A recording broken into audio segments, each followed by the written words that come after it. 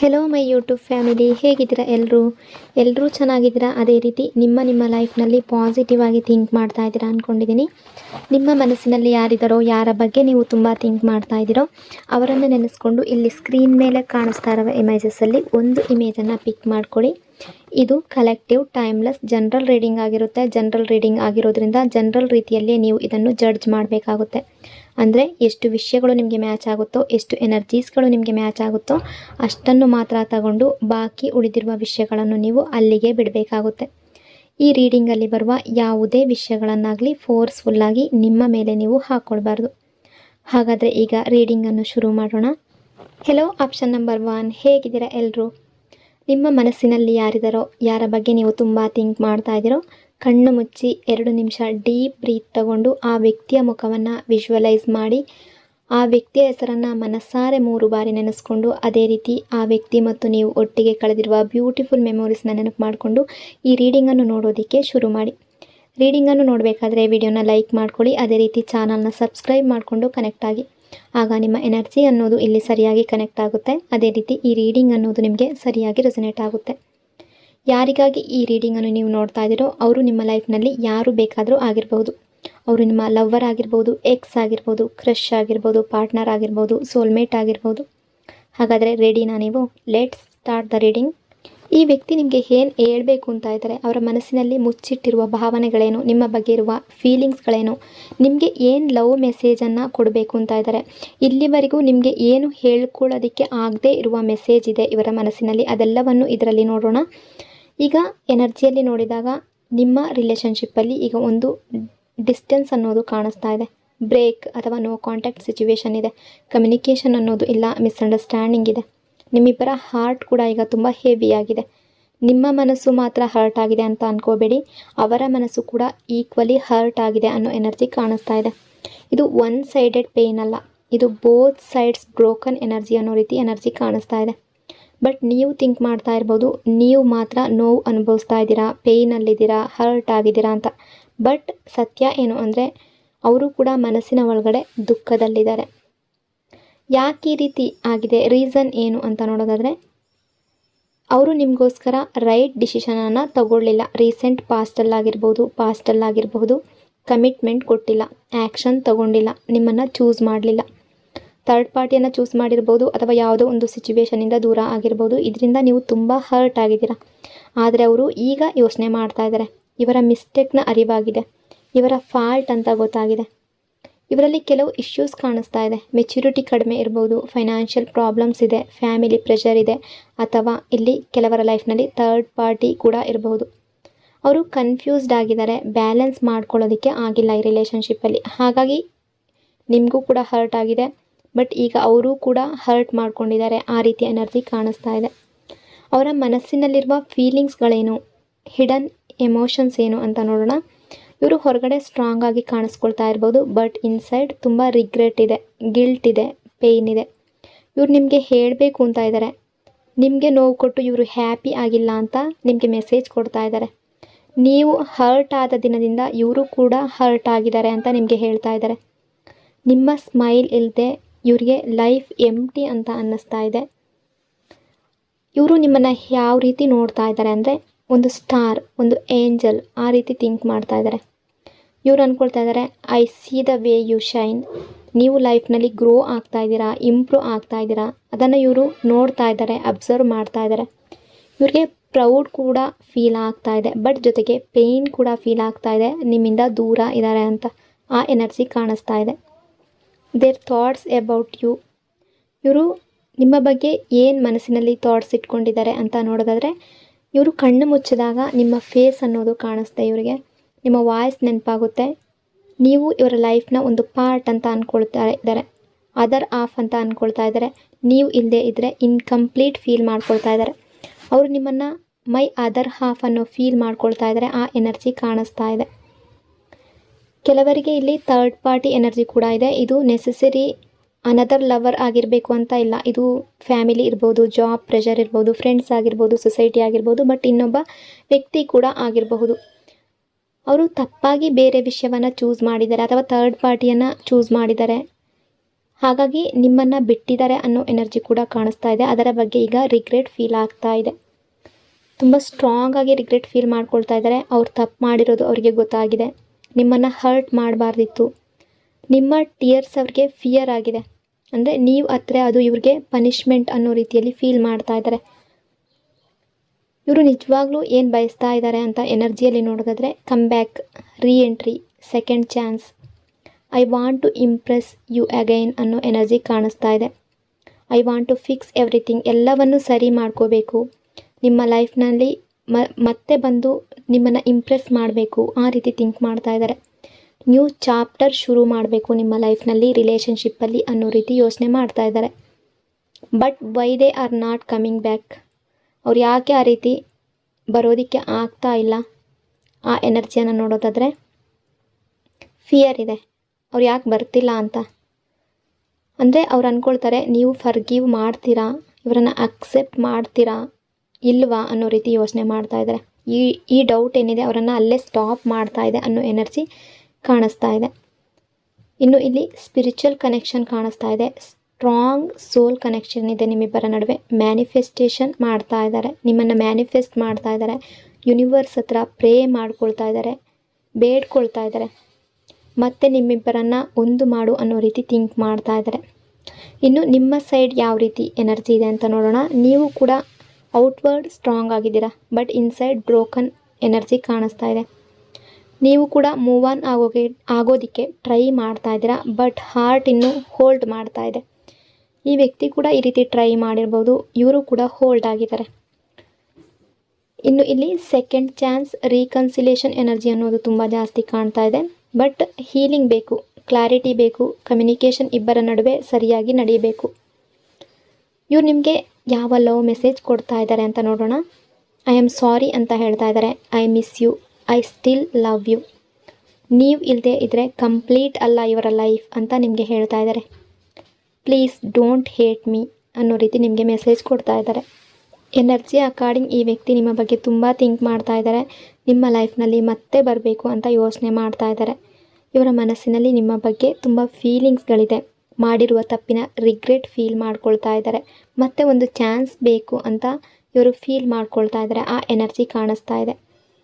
ಹಗಲು ರಾತ್ರಿ ನಿಮ್ಮ ಬಗ್ಗೆ ಯೋಚನೆ ಮಾಡ್ತಾರೆ ಅನ್ನೋ ಎನರ್ಜಿ ಕೂಡ ಕಾಣಿಸ್ತಾ ಇದೆ. ಸೊ ಇಷ್ಟೆಲ್ಲ ವಿಷಯಗಳು ಈ ರೀಡಿಂಗಲ್ಲಿ ರಿಫ್ಲೆಕ್ಟ್ ಆಗ್ತಾ ಇದೆ. ಐ ಹೋಪ್ ಈ ರೀಡಿಂಗ್ ನಿಮಗೆ ಇಷ್ಟ ಆಗಿದೆ ಅಂದ್ಕೊಂಡಿದ್ದೀನಿ. ಇಷ್ಟ ಆಗಿದ್ದರೆ ಕಮೆಂಟ್ನಲ್ಲಿ ಕ್ಲೈಮ್ ಮಾಡ್ಕೊಳ್ಳಿ. ಅದೇ ರೀತಿ ವಿಡಿಯೋನ ಲೈಕ್ ಮತ್ತು ಶೇರ್ ಮಾಡೋದ್ರ ಜೊತೆಗೆ ವಿಡಿಯೋನ ಹೈಪ್ ಕೂಡ ಮಾಡಿ. ಈ ಚಾನಲ್ನ ಫಸ್ಟ್ ಟೈಮ್ ವಿಸಿಟ್ ಮಾಡಿದರೆ ಸಬ್ಸ್ಕ್ರೈಬ್ ಮಾಡಿಕೊಂಡು ಕನೆಕ್ಟ್ ಆಗಿ. Thank you so much. Hello option number 2, ಹೇಗಿದ್ದೀರಾ ಎಲ್ಲರೂ? ನಿಮ್ಮ ಮನಸ್ಸಿನಲ್ಲಿ ಯಾರಿದ್ದಾರೋ ಅವರನ್ನು ನೆನೆಸ್ಕೊಂಡು ಕಣ್ಣು ಮುಚ್ಚಿ 2 ನಿಮಿಷ ಡೀಪ್ ಬ್ರೀತ್ ತಗೊಂಡು ಆ ವ್ಯಕ್ತಿಯ ಹೆಸರನ್ನು ಮನಸ್ಸಾರೆ 3 ಬಾರಿ ನೆನೆಸ್ಕೊಂಡು ಆ ವ್ಯಕ್ತಿಯ ಫೇಸನ್ನು ಇಮ್ಯಾಜಿನ್ ಮಾಡಿಕೊಂಡು ಆ ವ್ಯಕ್ತಿ ಮತ್ತು ನೀವು ಒಟ್ಟಿಗೆ ಕಳೆದಿರುವ ಬ್ಯೂಟಿಫುಲ್ ಮೆಮೊರೀಸ್ನ ನೆನಪು ಮಾಡಿಕೊಂಡು ಈ ರೀಡಿಂಗನ್ನು ನೋಡೋದಕ್ಕೆ ಶುರು ಮಾಡಿ. ರೀಡಿಂಗನ್ನು ನೋಡಬೇಕಾದ್ರೆ ವಿಡಿಯೋನ ಲೈಕ್ ಮಾಡ್ಕೊಳ್ಳಿ. ಅದೇ ರೀತಿ ಚಾನಲ್ನ ಸಬ್ಸ್ಕ್ರೈಬ್ ಮಾಡಿಕೊಂಡು ಕನೆಕ್ಟ್ ಆಗಿ. ಆಗ ನಿಮ್ಮ ಎನರ್ಜಿ ಅನ್ನೋದು ಇಲ್ಲಿ ಸರಿಯಾಗಿ ಕನೆಕ್ಟ್ ಆಗುತ್ತೆ. ಅದೇ ರೀತಿ ಈ ರೀಡಿಂಗ್ ಅನ್ನೋದು ನಿಮಗೆ ಸರಿಯಾಗಿ ರೆಸನೇಟ್ ಆಗುತ್ತೆ. ಯಾರಿಗೋಸ್ಕರ ನೀವು ಈ ರೀಡಿಂಗನ್ನು ನೋಡ್ತಾ ಇದ್ದೀರೋ ಅವರು ನಿಮ್ಮ ಲೈಫ್ನಲ್ಲಿ ಯಾರೇ ಆಗಿರ್ಬೋದು. ನಿಮ್ಮ ಲವರ್ ಆಗಿರ್ಬೋದು, ಕ್ರಶ್ ಆಗಿರ್ಬೋದು, ಸೋಲ್ಮೇಟ್ ಆಗಿರ್ಬೋದು, ಪಾರ್ಟ್ನರ್ ಆಗಿರಬಹುದು. ಈ ವ್ಯಕ್ತಿ ನಿಮ್ಮ ಬಗ್ಗೆ ಏನು ಥಿಂಕ್ ಮಾಡ್ತಾ ಇದ್ದಾರೆ, ನಿಮಗೆ ಹೇಳ್ಕೊಳ್ಳೋದಕ್ಕೆ ಆಗದೇ ಇರುವ ಫೀಲಿಂಗ್ಸ್ಗಳೇನು, ನಿಮಗೆ ಯಾವ ಲವ್ ಮೆಸೇಜ್ ಕೊಡ್ತಾ ಇದ್ದಾರೆ, ಅಂದರೆ ನಿಮಗೆ ಯಾವ ವಿಷಯವನ್ನು ಹೇಳ್ಕೊಳ್ಳೋದಕ್ಕೆ ಆಗದೆ, ಶೇರ್ ಮಾಡ್ಕೊಳ್ಳೋದಕ್ಕೆ ಆಗದೇ ಇದೆ, ಮನಸ್ಸಿನಲ್ಲೇ ಇಟ್ಕೊಂಡಿದ್ದಾರೆ, ಅದೆಲ್ಲವನ್ನು ಈ ರೀಡಿಂಗಲ್ಲಿ ನೋಡೋಣ. ಇಲ್ಲಿ ಎನರ್ಜಿ ಪ್ರಕಾರ ನಾರ್ಮಲ್ ಕನೆಕ್ಷನ್ ಅಲ್ಲ, ಇದು ಸೋಲ್ ಲೆವೆಲ್ ಅಟ್ಯಾಚ್ಮೆಂಟ್ ಅನ್ನೋ ರೀತಿ ಎನರ್ಜಿ ಕಾಣಿಸ್ತಾ ಇದೆ. ಈಗ ನಿಮ್ಮ ನಡುವೆ ಸಿಚುವೇಶನ್ ಯಾವುದೇ ರೀತಿ ಇರಬಹುದು, ನೋ ಕಾಂಟ್ಯಾಕ್ಟ್ ಇರಬಹುದು, ಅಥವಾ ಮಾತುಕತೆ ನಡೀತಾ ಇದ್ದರೂ ಕಡಿಮೆ ಮಾತುಕತೆ ನಡೀತಾ ಇರಬಹುದು, ಅಥವಾ ಮಿಸ್ಅಂಡರ್ಸ್ಟ್ಯಾಂಡಿಂಗ್ ಬಂದಿರಬಹುದು. ಈ ವ್ಯಕ್ತಿಗೆ ನಿಮ್ಮ ಮೇಲೆ ಸ್ಟಿಲ್ ಪ್ರೀತಿ ಇದೆ. ಬಟ್ ಪ್ರಾಬ್ಲಮ್ ಏನು ಅಂದರೆ ಅವರು ಫೀಲಿಂಗ್ಸ್ನ ಎಕ್ಸ್ಪ್ರೆಸ್ ಮಾಡ್ಕೊಳ್ತಾ ಇಲ್ಲ. ಹೇಳಬೇಕು ಅಂತ ಅನ್ನಿಸ್ತಾ ಇದೆ, ಬಟ್ ಅವ್ರಿಗೆ ಹೇಳ್ಕೊಳ್ಳೋದಕ್ಕೆ ಆಗ್ತಾ ಇಲ್ಲ. ಇದು ಅವರ ಬಿಗ್ಗೆಸ್ಟ್ ಸ್ಟ್ರಗಲ್.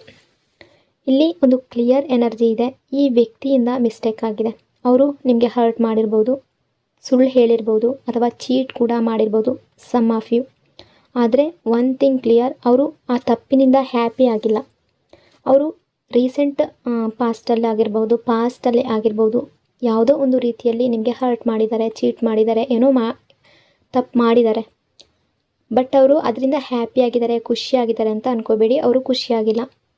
ನಾನು ಈ ರೀತಿ ಮಾಡಬೇಕು ಅಂತ ಯೋಚನೆ ಮಾಡಿರಲಿಲ್ಲ, ಆದರೆ ಸಿಚುವೇಶನ್ ಆ ರೀತಿ ಆಗಿತ್ತು ಅಂತ ಅವರ ಇನ್ನರ್ ವಾಯ್ಸ್ ಹೇಳ್ತಾ ಇದೆ. ಅವರು ಈಗ ಏನು ಫೀಲ್ ಮಾಡ್ತಾ ಇದ್ದಾರೆ ಅಂದರೆ ರಿಗ್ರೆಟ್, ಗಿಲ್ಟ್, ಪೇನ್ ಫೀಲ್ ಆಗ್ತಾ ಇದೆ. ಅವ್ರು ತಪ್ಪು ಮಾಡಿರೋದು ಅವ್ರಿಗೆ ಅರ್ಥ ಆಗ್ತಾ ಇದೆ.